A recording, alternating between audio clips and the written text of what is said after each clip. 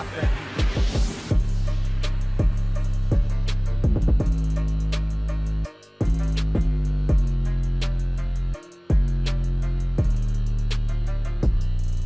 So I actually watched last week's episode of My Hero Academia on the same day that it came out, but I just didn't bother recording it because A, it was late and I was tired and just wanted to go to bed as soon as possible. But because some stuff kind of got in the way, that kind of distracted me enough to the point where I was just like, yeah, I guess I'm just not gonna record right now. I just wasn't really in the mood for it. I just didn't do it.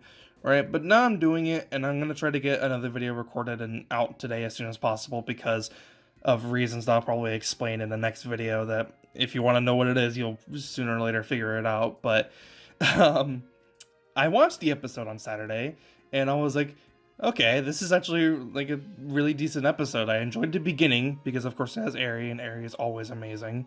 And then it gets to like the Billboard charts for like the pro heroes and like their rankings and etc. And of course, we know Endeavor is going to be #1. Best Genius is actually #3, even though he's currently out on hiatus because he's still suffering from injuries from the whole thing with All For One. And we see a couple of new pro heroes that we've noticed before, and some of you have already seen in the manga, of course. But we see Hawks for the first time in the anime. I think he was in the second My Hero Academia movie, if I'm correct. I'm not actually really sure because I still haven't seen that, because I've heard there are spoilers in that movie that, you know, that come from like manga details and stuff like that. I don't read the manga yet, so I'm kind of trying to steer away from spoilers as much as possible. But we see Hawks for the first time in the anime, and I think that's super cool. And I immediately really liked this character and how he's kind of like, he's like 22. They say he's 22 and that he's already, you know, skyrocketed on the charts and,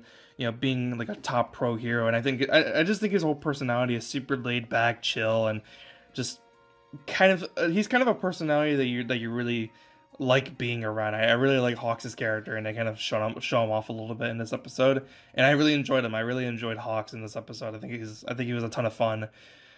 We see the wild pussycats again in this episode, and they're always fun, but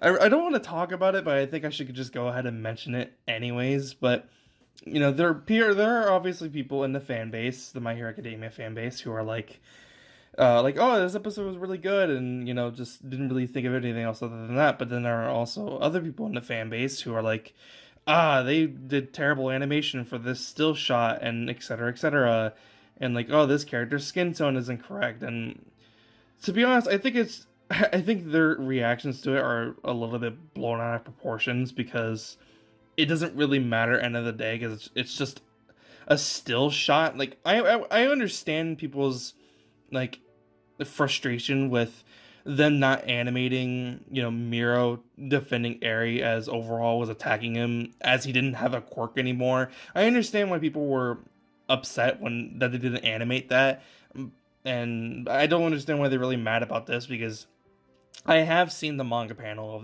of this still shot, and now I've seen the animated version. I've seen both, and yeah, I do agree that in the manga it definitely looks better. It's definitely drawn way better, but that's because, you know, the manga artist, you know, the creator of the manga had, you know, a tons of time to, you know, draw out this illustration. And, you know, over in Japan, people are given time crunches to do a specific thing. And even though there were points in the episode where it looks really good, I just imagine that there are certain moments in this episode that, or any episode really, where, you know, the animators are just not given enough time to properly draw out something, and just that is just the case, sadly. And that's just how animation is over in Japan. Just the animators are just not given enough time to be able to do anything. But other than that, you know, other than a couple of stuff that I've already mentioned before, you know, we have like the whole hero Billboard chart thing that happens, and you know, we see a couple of new pros. Some characters, you know, are showing off a little bit, and they're kind of acting, you know, the way that they're acting. And then the end of the episode ends off with a really good build up of basically Hawks telling Endeavor that he needs to be not the next symbol of peace, but like the next leader for the pros to follow behind on. You know, he needs to be a figure of some sorts. And then, you know, as they're talking and as they're just kind of like chilling out or whatever, a new version of Anomu shows up, and he's actually able to communicate. He actually has some form of intelligence. He's like way stronger.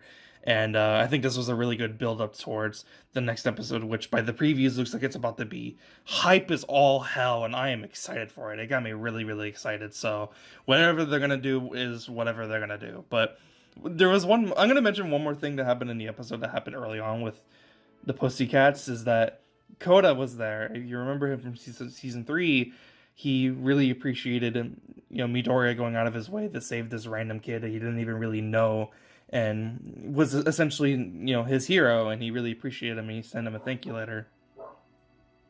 And that's my dog barking in the backyard. I don't know if you heard that or whatever, but I think it's really cute that, Midoriya, like, is, like, thanking him for sending him the letter and etc. And then I think his aunt, like, Mandalay, like, she points out, like, oh yeah, look at his new shoes. He pointed out themselves, and they're all red, like Midoriya's. So it's like, he really influenced him, and I thought it was pretty cute that, he was that inspired by someone as a hero and as an influence that he got similar shoes as him. I thought that was really, really cute for his character, because he's not really that type of personality. And even then, he still kind of acts, how he did when we first saw him, kind of like closed in and kind of like mad all the time, but he's just a little kid, of course, so it's just, I don't know, I thought that was a really good scene. But I really liked this episode. I thought this episode was really good. I really enjoyed it, and it got me really, really excited for the next episode that's gonna come out. I'm really excited. I don't know what they're gonna do. I don't only for the previews I can sort of have an idea of what they're gonna do, but I'm really excited. But that's kind of it. I don't really have anything else really to talk about the episode other than I really liked it, and I'm really hoping for more to come out from this arc, or this season. If we're still going to be getting a few more episodes, I'm hoping for something really exciting. I don't think it's going to be very much. I think this season's about to come to an end very quickly, but I really enjoyed it. I really enjoyed this episode, and go watch it. Go watch it again if you've already watched it. But anyways, that's the end of the episode, which means that's the end of the review. If you enjoyed for whatever reason, be sure to leave a like. And if you didn't like it, leave a dislike. And let me know what I can do to improve down in the comments. Let me know what your thoughts are in the comments as well.